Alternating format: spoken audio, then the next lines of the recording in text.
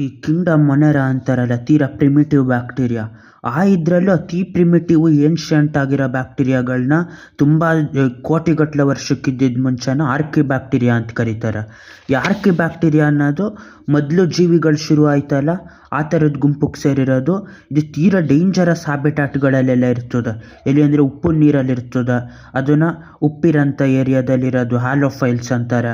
Hot spring, ಬಿಸಿ ನೀರು ಚಿಮ್ಮಂಥ ಏರಿಯಾದಲ್ಲಿರೋದನ್ನ ಥರ್ಮೋಸಿಡೋಫೈಲ್ಸ್ ಅಂತಾರೆ. Marsh area ಅಂದರೆ ನಿಂತಿರೋ ನೀರು ಜಾಸ್ತಿ ಕೊಳೆತು ತುಂಬಿರ್ತದಲ್ಲ, ಆ ಥರದ್ರಲ್ಲಿ ಮೆಥನೋಜನ್ಸ್ ಅಂತಾರೆ. ಆ ಥರದ್ರಲ್ಲಿ ಉಳಿಯೋ ಬ್ಯಾಕ್ಟೀರಿಯಾನ ಅವರು ಸೆಲ್ ವಾಲು ಬೇರೆದೇ ಥರ ಇರ್ತದೆ, ಆಚೆ ಕೊನೆ ಕವರಿಂಗ್ ಸೆಲ್ ವಾಲು. ಅದಕ್ಕೆ ಇವು ತೀರಾ ಬೇರೆ ಬ್ಯಾಕ್ಟೀರಿಯಾಗಿಂತ ತೀರಾ ಎಕ್ಸ್ಟ್ರೀಮ್ ಕಂಡೀಷನಲ್ಲಿ ವಾಸ ಆಗಿರ್ತವೆ.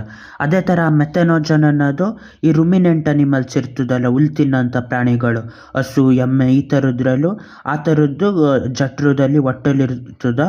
ಅದೇನು ಮಾಡ್ತದೆ ಅಂದರೆ ಮೀಥೇನ್ ಗಾಳಿ ಪ್ರೊಡ್ಯೂಸ್ ಮಾಡ್ತದೆ. ಅದೇ ಮೀಥೇನ್ ಗಾಳಿನ ಸಪ್ರೇಟಾಗಿ ತೆಗೆದ್ರೆ ಬಯೋಗ್ಯಾಸಾಗಿ ಉಪಯೋಗಿಸ್ಕೋಬೋದು.